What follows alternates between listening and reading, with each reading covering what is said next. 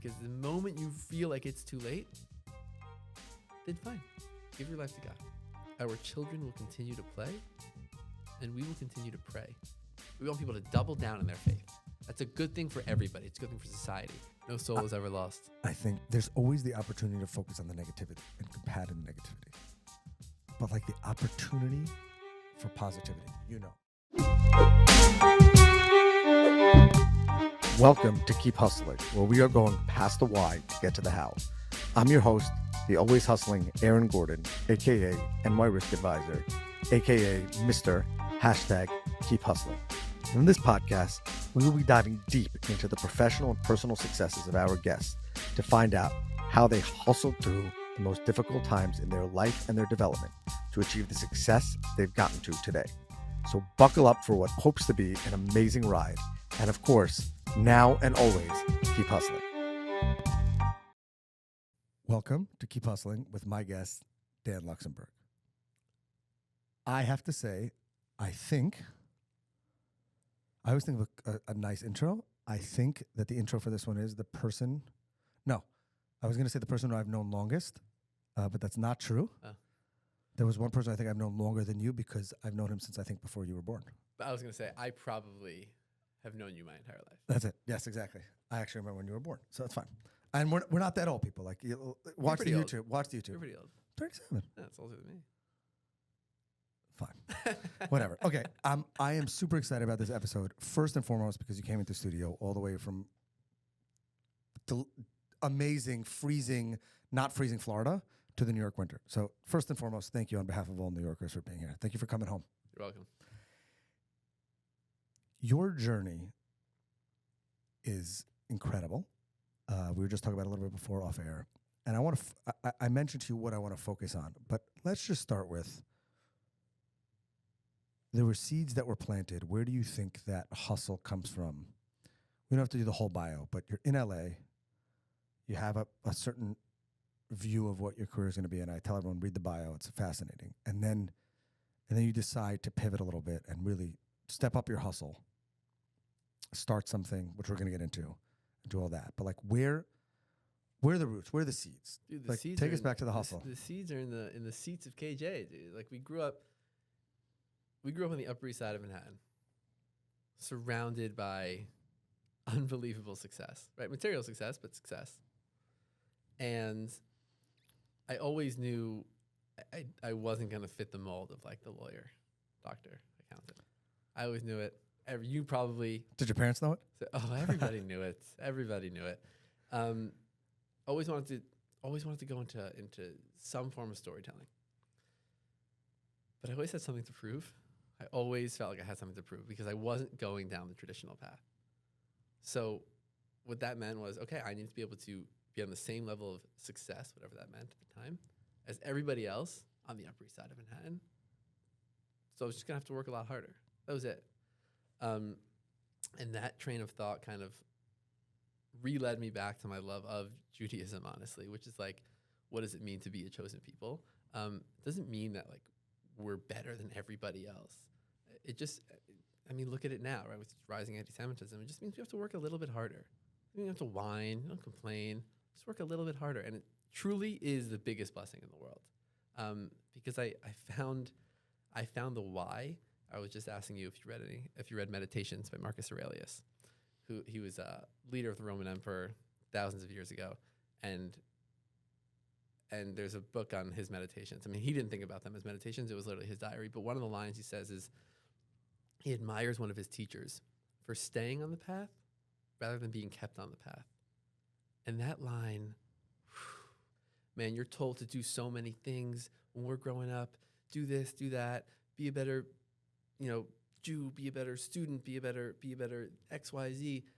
When I wanted to be a better Jew, when I wanted to be a better husband, when I wanted to be a better father, that's when I became the best version of myself because stuff happens, right? Shit happens.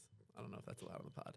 But you're going to be met with bad stuff along the way. And it just it strengthens my foundation to succeed. I think there's so much to touch on there. First, I believe that the best thing that our parents did for us, and people, I've gotten a lot of heat for this when I talk about this with friends and other family, things like that, is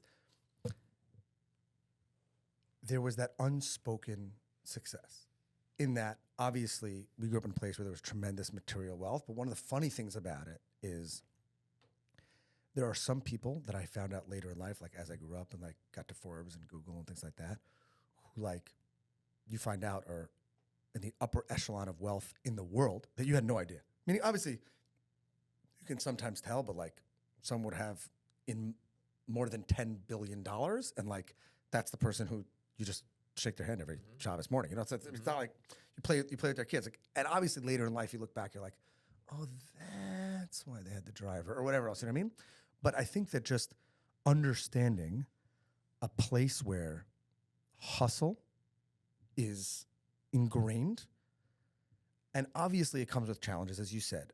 The joke about the happiest Jewish parents are the ones that have kids that are doctors and lawyers. There is some truth to that, but I think that also just the idea of working hard, and that's part of the foundation of Keep Hustling, is that when we talk about that, and I love the quote you just gave, I might steal it. I think I'm gonna look it up. So good. Is that, one of the things that I like to talk about as it relates to Keep Hustling is that every person can define their hustle.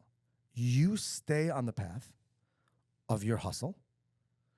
You decide where the path goes. And obviously, high moral caliber, ethics, all those kind of things. I'm not talking about deviating from that, but who should tell you that you shouldn't chase storytelling because your life will be, that's not sitting in a hole somewhere, not being productive, but it's being productive in your way. And that, what the most incredible part about that in your story is, then that led you to an even deeper meaning of yourself. And as you said, a deeper relationship with your wife and family and things like that, which everyone would say is the polar opposite. Like, oh my God, you went and like meditated. Like that's weird. But I love it. And I love the fact that, one of the things, and that's a good segue to kind of the real depth of what you're doing, is people are so starving for that meaning. And in a world where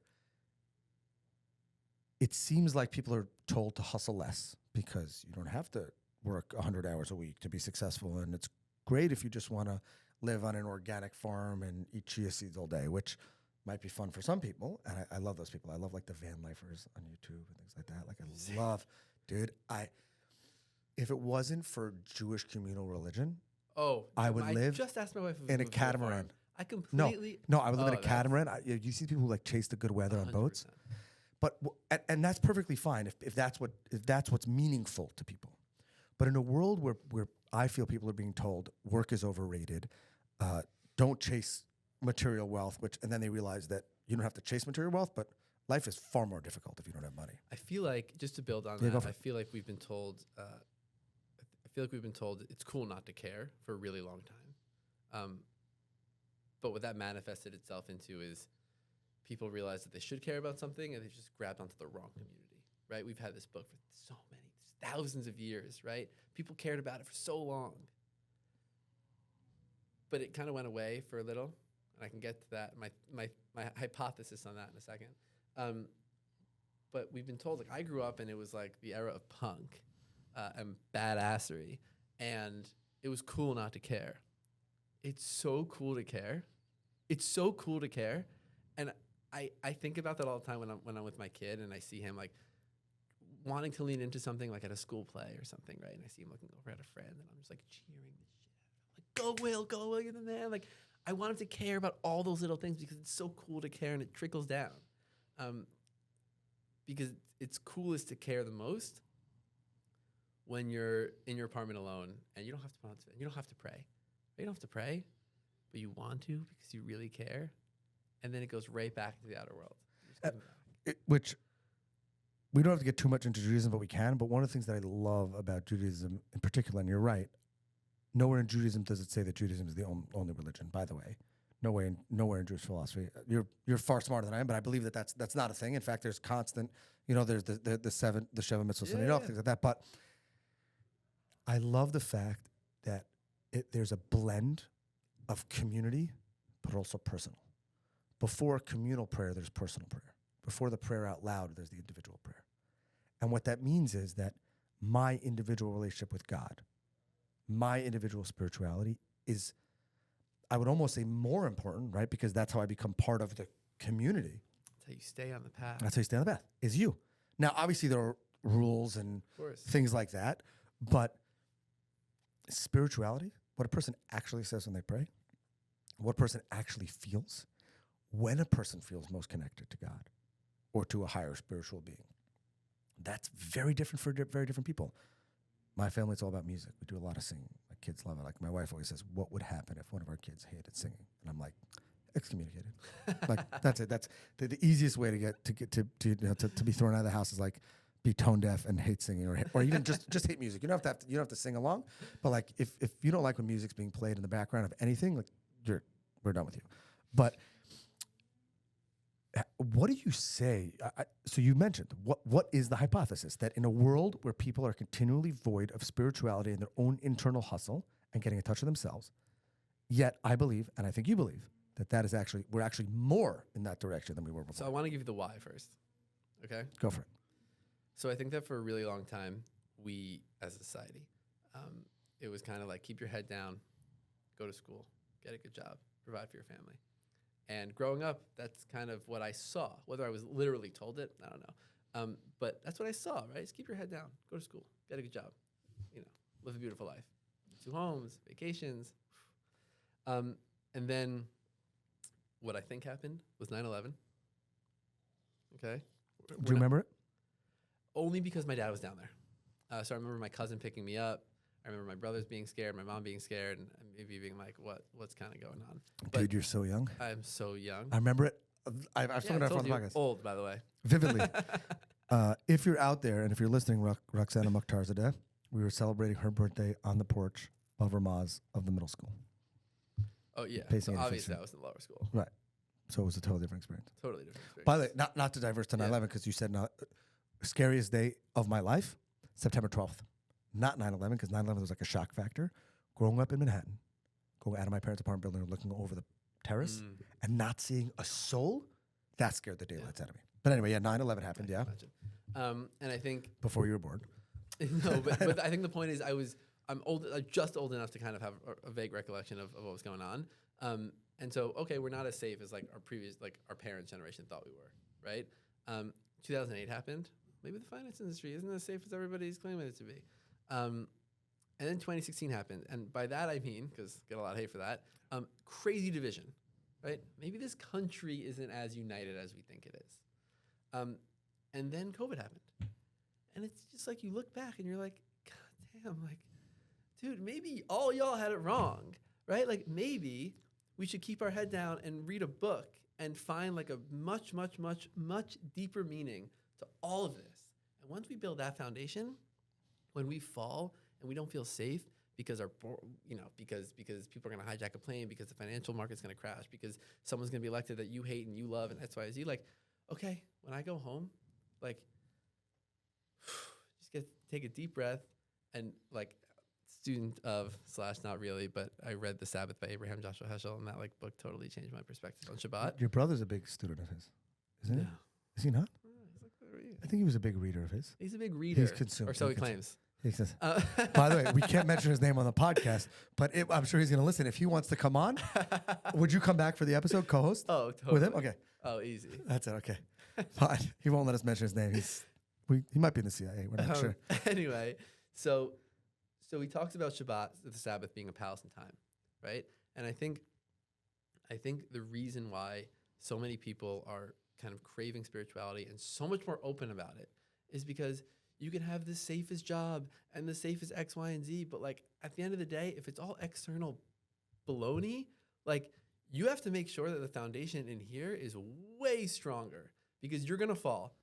It's gonna happen, right? I don't know if that's allowed. I'm sorry, but you keep saying that's okay. We can bleep it out. I know you can bleep it out. Okay, thank you. There's a Chinese parable that I'm gonna tell you. You ever hear the Chinese farmer parable? Go for it. This is amazing. I'm ready to meditate. Man and his son live on a farm, and they have one horse. The horse runs away. Townspeople come over later that night. We're so sorry. It's tragic. So bad. He's like, yeah, maybe. We'll see. They're like, okay, bizarre. They leave. Next day, that one horse comes back with 2 more horses. Townspeople come back to the farmer. Amazing. Congratulations. He's like, maybe. We'll see. Like, okay, this guy's weird. Next day, his son, 20 years old, training one of the new horses, falls off, breaks his back. Townspeople come over like, this is tragic. So sorry. He's like, maybe, we'll see. Next day, government officials come over. We are drafting every male 18 to 40 to come join the war. Son broke his back, not able anymore. Townspeople come over. Amazing. Like, you get to keep your son at home. It's so crazy. He's like, maybe, we'll see. Goes on and on and on. But this guy had the same philosophy of Gamza Yavor, of this too shall pass, right? This Chinese farmer. And I think the way to deal with life is not to be worried about what's happening around you. And I think that is being recognized now amongst this younger generation, which is the markets are going to crash. Somebody you hate is going to be elected into office. Things are going to happen to your wife and to your kids that are really bad. And if you have nothing to fall back on, then everything you worked for is done. It doesn't mean it's meaningless. You can't fall back on a job. The corporation you work for is going to fire you. The best friend you had because maybe you had a great job and you had money and you can keep up with him, he's not going to be there for you. But if you have something that's way deeper and way holier, you're not going to fall as hard. And I think protecting ourselves is like a good type of selfish. There's so much there to unpack. First of all, that's awesome. Second of all, I love Chinese parables. But third, you know what's amazing? I have my wife and I speak about this extensively. We don't remember as kids, and I think you're onto something, a political climate the way it was today. Meaning, I don't, and it's interesting that your philosophy, and I don't want to get into super into politics, but I've always said that it's just because there's a bunch of bored kids sitting in a basement with too much YouTube. But I think that maybe I like what you're saying better in that. By the way, faith was at the foundation of America, right? Faith has been at the foundation. Still is. What I'm saying, what I mean is, when the founding fathers, part of founding America, it wasn't Judaism, but faith was an integral part of it. And maybe, and I think you're right, that everyone says politics change, the politicians are not the same. Maybe what changes is that the people are not the same, because the people are, the further you drift from core, from the foundation, from center, then if anarchy is anarchy, then what I mean to say is I don't ever remember, like, and my father was very into politics, like ever, and there were fights at the Shabbos table. Like, I'm sure you had them, like, this and that. Like, I don't ever remember like thinking, oh my gosh, my parents are never going to speak to this friend of theirs because they had up. But I think that now it's a thing. And or maybe it's coming back to that. And obviously the world is a more dangerous place. Or maybe, by the way, I love what you said about 9/11, which was maybe the world is not as safe as our parents thought it was. Not that it wasn't as safe objectively, but then you get into the internet and things like that. So what I want to ask you is, so now we have the problem. People, the world is increasingly more void of that spirituality, or people are trying to hide it more. And you have this thesis. You figured out the problem, right? Actual physical safety, unrest, financial, health, all that stuff. It's, let's say, the end of 2020, beginning of 2021, 2022, in the post-COVID world or coming out of COVID, and you come up with this crazy idea. You're going to soul shop it. Like, you're gonna. I'll tell you the story. You're gonna get into the soul. Like, there was a moment. I never thought that I'd have the moment, but there was a moment, and it was, I'm getting more into my faith, and I call a buddy of mine who's an agent in Hollywood, and I know he's a serious Christian, and I say, hey, are there other like real religious Christians in our community, in our group of friends, just people that we'd vibe with? And he goes, yeah, dude, you got to come to this service. Come at the end if you're not coming to the whole thing. And I get to service at Saban Theater in Mid-City, LA, and it's huge and it's really cool. And the pastor is preaching, and this gospel music's playing, and it's unbelievable. I look around the room, it's filled with some of the biggest social media influencers at the time. I was literally like starstruck at some point, okay? And I went over to some of the guys I knew and some of the people I didn't know, and I go, what are you doing here? Like, I was so confused. Like, what are you doing here? Like, Dan, what do you mean? We grew up going to church. This is just like who we are. And so what I realized in that moment was that social media not only democratized access to content, right? Everybody can watch content for free now. It also democratized access to fame. You could be in a basement in Kentucky, go viral. You're the most famous kid in the world. You couldn't do that 30 years ago. You couldn't do that 15 years, 10 years ago. You had to grow up on the Upper East Side. No, you had to grow up in LA. You had to be like the nephew of someone, whatever George Clooney's story is. You got to be in LA. You had to be in New York. You had to go to the theater. It's a traditional route. Now anybody can be famous. And most people in America, between LA and New York, are people of faith. They grew up going to church. Now, you read like all of these like academic magazines like faith is declining in the U.S. That's because they're looking at brick and mortar churches. They're looking at the way our parents and our grandparents used to worship, right? But they aren't looking at about who's following who online. Go online. Pastors are followed. Christian social media. Mega churches. Put the mega churches aside. These pastors, the comments are like, "You're saving my life. This video, this clip is saving my life." So what happened? So I say to these kids, yeah. The most, do you know the most viral Jewish clip ever? No. Is it Santa? No. The Jewish Santa at the mall? No. We're going to get back to your story, but I can't, if you've seen it, I don't know if you know that it's the most viral. So there's someone who lives in this community whose father-in-law was the great Rabbi Zachariah Wallerstein, who was involved with kids who had a lot of challenges. And he was once speaking at a Jewish convention, and he said that he read the most amazing quote that changed his life. And that quote was, "Sometimes you're in a dark place and you think you've been buried. You feel like you've been buried, but really you've just been planted." Now, why do I say it's the most viral thing? I'm going to find you the clip. You're going to see that every one of those pastors and things like that and all these real motivational accounts that you've seen that have millions of followers all ripped it off. With him, there's this rabbi. Literally, you see it, a rabbi. The whole thing. And he's that. And it takes off. And that is there's nothing Jewish about that. It's just truth. Truth. So, okay. So you see the viral pastors. My ADD always kicks in. No, I love it. I love it. So I say to these, they're kids. They were 19 years old, 20 years old. And I say to them, they have tens of millions of followers each. Right? I tell them the story that I like to tell everyone, which is father and daughter are walking on a beach, okay? In front of them, like thousands of starfish, still wet and breathing, wash ashore, okay? 8-year-old daughter runs up to the starfish, starts throwing them back into the ocean one by one. Father calls out, "Honey, what are you doing? You're not going to be able to save all those starfish."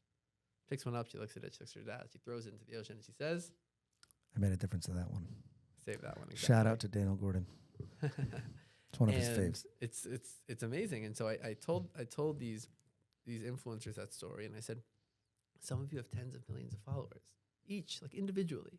I said, there's one kid living in the depths of hell, and all they want to do is be you. They don't go to school. All they do is work out. They tell their parents to screw off, whatever it is, right? I said, if you show them that your outlet was the Bible, you can literally save somebody's life. And by the way, your outlet is already the Bible. You're not asking them you're just showing become. Them. You're not asking this influencer to become more religious. You're asking them to expose that. Absolutely. Okay, I just want to make sure. I mean, you're not. I'm not saying the person's in it. church. No, and you're not saying imagine the influence you could have if you took on religion and you went to church. You're saying you're in church. This is a part of you that these people don't even get. Show people who you actually got are. it. Okay. Right. You're like. Which is authentic. Exactly. Which is the real authentic you. I love that. Which by the way plays way better online than faking it. And so they look at me like, Dan, great speech, but you think brands or studios are coming to us with that? And so I looked at the marketplace and I realized that faith-driven media is a lucrative market. I met with one of the biggest players in the game in the Christian media landscape, and one of the things he said to me was, "We don't want our kids on TikTok." I looked at it and I was like, "But they're there." So that was it, right? It was twofold, right? It's either the biggest players in the game, and by the way, it's on the Christian side and the Jewish side. People have said to me like, "Why are you doubling down on social media? It's such a dirty place. Like, why are you there?" Blah blah blah blah. Because your kids are there, and I know you tell them not to go on, but I promise you, when they're with their friends and their friend has access, they're scrolling on TikTok, they're surfing on YouTube, they're everywhere. So if you're not gonna try, I am, right? Because I want the darkest corners of the world to have that light, right? I want my kids to grow up in a culture where like being a person of God is not even cool. It's just regular. It's just regular. We call, there's an Omer Adam Jew. You get the reference? And the comparison is like a Steph Curry Christian. Is there really is that a saying like in the media world that there's an Omer Adam Jew? No. It's something Ari Lamb, shout out. Ari Lamb and I speak about. I think. Okay, we're gonna digress into Judaism right now for a second. Okay. Because by the way, but I think that it only because that's what we know. But I believe that it's the same because I've spoken to friends. One of the beautiful things about the circle that I travel in the insurance industry, my real job, not just podcasting, is I'm the only Orthodox Jew most of the people and sometimes the only Jew that most of the people I've ever met. I went to my best friend's house in Mobile, Alabama. I stayed there for one night. Stepped off the bus. Are you the minion man? I'm not the minion man, but you'll love this because he picked me up at Pensacola Airport, and you know who you are, and I love you. And in his car was playing Minion Man because I told him about this before. So good. And I literally stay in his house and wake up the next morning. There's no Minion. I put on my tefillin underneath, like next to his Christmas tree with his kids. Like we had a great time. My wife thought it was weird, whatever. But right now, January 2025, number one Hebrew/Jewish song out there is. I hope you're gonna pick what I think you're gonna pick. I mean, Tamido Hevoti. Yeah. Do you know that it's like played at every like Israeli soccer game right now, and both sides start screaming? And what are the words? God loves me. That's it. Were you the producer of that song? No, originally? but Okay. I got to tell you something. So I was at, I go to a minion in Miami where we sing a specific song. And I don't want to ruin the punchline, so I sing it all the time in my house. My 4-year-old knows how to like chant along with it. My friends know it's like my song, and I'm obviously because I'm normal. I love Omer Adam. I love you. Come on the pod, Omer. And I'm at like a relatively small like concert of his in Jerusalem, and he goes, and there are viral videos of it all the time. I didn't take the video, I didn't know it was coming, but now people have taken the video. He's silent in the room. He goes, in Israel, we don't say let's party. We say, and then all of a sudden, Machshavo Tovo. You'll hear that at every Farbrengen, every like Jewish Hasidic dish, and you're like seeing this world of like spirituality, soul infused in culture. And the reason I'm so passionate about it is because, I mean, if you don't mind, digress a little bit into like the October 7th of it all. But after October 7th, Jews. That's not a digression, by the way. Okay, Jews flocked towards any form of Judaism they could have, right? And for a really long time, it was really, really great. It was really, really great. And then after a little bit, Judaism became about combating anti-Semitism. And that, I think, it is still a dangerous way to define Judaism. And there are pockets, I mean, you'll see it. They're like affiliation with like Judaism, with like the spirituality component of Judaism is rising in Israel, which is like, if you know Israel, like that's a big deal, right? Tel Aviv is my city.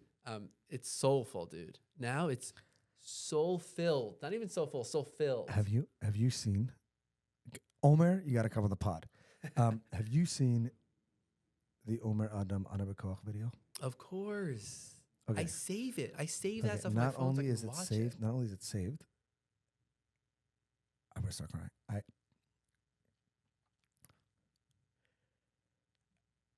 I think, and unfortunately, I agree with you. Not that it's unfortunate that I agree with you. We had such an opportunity, and I don't think it's lost. And that's why I love what you're doing with the soul and things like that. But no soul is ever lost. I think that there's always the opportunity to focus on the negativity and combating the negativity. But like the opportunity for positivity, there was that viral picture going on that I don't want to say everyone, but a lot of people had to hang on the wall. The soldier hugging the rabbi. You probably know exactly what I'm talking about. And this was our chance. And I feel like, not again, you called it a digression. The digression would be if we spend the rest of this episode talking about anti-Semitism, because that's not what it's about. But the lost opportunity is focusing on combating instead of here. Meaning, obviously, there's anti-Semitism in the world, and it's rising, or maybe it's just easier to be an anti-Semite because people don't think you're a nutcase anymore. But we had the chance to double down, And again, like I'm the guy who no longer wears a yarmulke on the street in Manhattan because not because I'm scared like ISIS is coming, because I'm just scared of that crazy college kid who's had too much to smoke or drink and is bigger than me. But the soul, the opportunity to say like, there's hatred everywhere. Like there's no atheist in a foxhole. Why wait till you're in the foxhole? So I don't know why this is making me think of it and like get a little worked up, but my second son was born October 14th of 2023. So a week after the war broke out. And I flew out to Israel on October 23rd. So a couple days after his Brit Milah, his circumcision. So you deserted your wife? And No, your kids.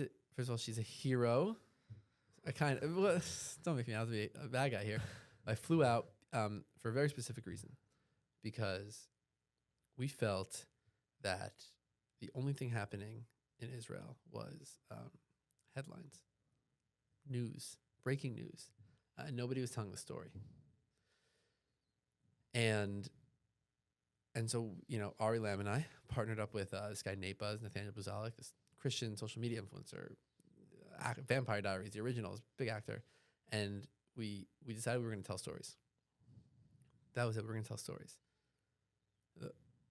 The holiest thing happened to me off camera, which was Nate and I ended up at a hospital that had been bombed, a children's ward that was bombed in Ashkelon, a city right just north of the Gaza envelope. And there were people that were cleaning up. They were throwing away shards of glass, whatever was there, one of which was toys. And Nate stops one of the guys cleaning up the toys. And the words out of his mouth, so poetic. He goes, "Our children will continue to play, and we will continue to pray." And this is after we were just with people who had lost family members, didn't know where family members were, etc. And just the idea, like, I froze in the moment, because the idea of like, there's so much fighting going on. There's so much hate going on. But the only thing that matters is the laughter of our children. And the only way to truly ensure that happens, the only true feeling is if God protects us and if we pray. It's the only way to fight the hatred out there, right? And you were joking when I was sitting down here. You were telling me that I have to sit down, find my location, right? I'm like, I'm going to stand up. Tom Cruise style, I'm going to jump on the couch. I won't, because we set this up beautifully. But like, dude, like the transition from that feeling to you got to meet these creators that I'm meeting, these Christian creators online. They're fired up, dude. You got to go. College campus to college campus. There are revivals happening, and it's a good thing, man. We want to live. Rabbi Sachs used to lament. Okay, Rabbi Sachs, Zichrono Livracha. Okay, he used to lament the secularization of Europe. Right, there are two paths ahead of us: a secular path and one of faith. We want people to double down in their faith. That's a good thing for everybody. It's a good thing for society. And so, you see these Christians online, dude. They're fired up about God, and religion writ large in the United States was like hijacked by this like man saying no. But now we took it back. And we're like, there are rules, but it's a beautiful thing. Saying yes and no is amazing, dude. There's somebody who told us the answers. All of those questions you have, there are answers to them, and we can work them out together. And like, that's rooted in love, in like love of him, love of you, love of self, and it's like a beautiful thing. Okay, this episode, we're going to have to do another one. I'm going to come down to Florida. We're going to do another one. But I want to ask you a two-part question. I'll answer that. I promise I won't go off track. No. I want to... What do you say to two people? Because I believe in your message. I believe in what you're doing. And I believe everyone should follow it. And I believe that if anything has become clear through this episode, it's doesn't matter which religion. Doesn't matter. Amen. Doesn't matter. Let's find, and I'm willing to engage with them. You're willing to engage with them, and I assume that's you're willing to do it. And you went to Israel with a Christian. I mean, this find is not your thing. Find you, and that's keep hustling. What do you say to two people? First, the person that says it's too late for me to find that spirituality and to find that center and that soul. And second, what do you say to the person who says my family will disown me if I find that faith? Not convert to a different religion, What if I become more faithful? What do you say to those two people? So I'm going to tell the story of my friend Nate, and I can tell it. I feel like I can tell it because he told it on his podcast, Against the Grain. And it's the following. He had given up on life, and he didn't want to take his own life because he didn't want to consider himself a quitter. And so what did he do? He went to Iraq to volunteer when it was the most dangerous, right? It's 10 or so years ago. So dangerous there. And he'd walk out every morning just hoping ISIS would send something to his area so it would be done. And he heard a voice. And what did the voice say? If you're so willing to give up your life, then give it to me. It's never too late. It's never too late. Because the moment you feel like it's too late, then fine. Give your life to God. Start following his, capital H, lessons, messages, rules, and you'll find meaning in it. You will. I did it. I was telling you earlier before the pod. I did it myself. I was driving back from my house with a bunch of zillionaire TikTokers, and they should have been their happiest. They're 19, came from nothing, so much money. I didn't see that. And so I called my wife and I asked her if I owned a pair of tzitzit. Insert translation here. Yeah, got it. Four-corner garment, fringes. And she laughed and said no. And so I drove straight to a Judaica store and I bought a pair of tzitzit, and I've been wearing them every day since. Not the same pair, obviously, but I've been wearing them every day since. I didn't know why at the time, but now they have a unbelievable meaning to me. Right? Start doing a 70 shema. Do it, and the meaning will come. It's never too late. And if you really feel like it's too late, call me or reach out. reach out. Everyone's got to follow. And what about the person who's too scared because of community pressure, family pressure, things like that, to really look inward? Because not cool. You're going to be the light. You're going to be the light that you read about, that you're studying about. You're going to be the light for your family. I want to, just because I want to give an Israel experience that I had recently, because you just done it. There's someone who we both know. I'm just not going to mention names here, whose wedding I was at recently in Israel, and his wife converted to Judaism a short time ago, and I was standing there. I was one of the witnesses of the wedding ceremony, and I flew. I left my family. I left here on Monday. I left here on Monday afternoon, and I was back Thursday morning. Like, that's the kind of trip it was. And the rabbi who officiated was the youngest son of Rabbi Lau, the famous Rabbi Lau of Holocaust survival, Israel chief rabbi, younger brother of then the chief rabbi of Israel. And he said, at this time, at every Jewish happy occasion, we talk about, the destruction of Jerusalem. I'm not going to say more important, and I may be messing up the words a little bit. I'm not going to say it's more important, but equally as important now is to think about what's happening now to our people. And therefore, I would like to say some Tehillim, and everyone can repeat after me, one very short paragraph of the Psalms. And I'm standing there, said the paragraph a million times, we both know it by heart, right? And I'm looking at the bride, and I'm thinking, I'm on a rooftop in Yafo. You would have loved it, dude. You would have loved it. On a rooftop in Yafo. There was some talk about potential stuff coming. And this person, in her late 30s, early 40s, decided that she wanted to be part of some sort of light. Now, again, it doesn't have to be, she didn't have to convert to Judaism to get there. That was the way that she found it. Mm-hmm. And here she is standing under the wedding canopy. Nobody forced her to be there. Mm-hmm. In fact, many people would say that she's a complete lunatic. Like, you could have gotten married anywhere else. Now there's potential rocket fire. Many of your family and friends didn't come because of that. And I just remember thinking, like, and I told my wife that it was worth it to go just for this. We're gonna get through it. Like, obviously, I felt that we were talking about a year and a half after October 7th, but like, there are people in the world who say it's never too late, who say they want to be the light. And in Judaism, there's a saying, "Ma'at min ha'or chasa harbe min ha'choshech," that a little bit of light takes out a lot of darkness. And I think that the advantage that we have to what you're doing is that a little bit of light, a few people seeing the light, can expand and take out a lot of darkness. So, I don't know. This has been a different kind of episode, but I really, really appreciate it. I haven't cried on an episode in a while, so I'm glad we teared up a little bit. Dan Luxenberg, thank you for being here. Thanks for having me. Thank you for being here. We're not letting you off the hook, though. We end every episode, even though you gave us a couple gems, asking our guests, I told you before, to leave us with their favorite. And again, I'm going to tell everyone, go check out, what's the social handle? What's your preferred social handle? That everyone, where can everyone find you and what you're doing first, and then they'll get to everywhere else? What's the number one social handle? Instagram.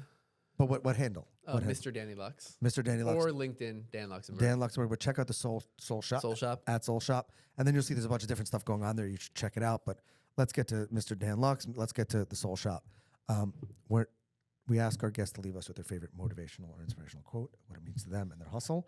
You gave us a bunch, so you can go back to one of those. Yeah, I'm going to go back to one of those. But and that's yours. Which is, I'm paraphrasing because I don't remember the exact quote. Also, wasn't written in English originally, but it's from Marcus Aurelius. It's from Meditations, which is stay on the path instead of being kept on the path. Find your why. I'm adding, find your why. Stay on the path. It's going to be a longer journey, but you're going to find so much more fulfillment in it, and you're going to be the light to others that they need. Dare I say, keep hustling? Keep hustling. This has been another episode of Keep Hustling with my very old friend. He's not old, but old friend, Dan Luxenberg. Remember, do well by doing good, and of course, and always, keep hustling. All right, hustlers, that brings us to the end of another fantastic episode. Thank you for listening. Be sure to subscribe to our podcast so you never miss an episode. If you have any suggestions, comments, or even just want to say hello, please feel free to reach out to us on all social media platforms. We are Keep Hustling Pod. Until next time, stay curious, stay hungry, and keep hustling.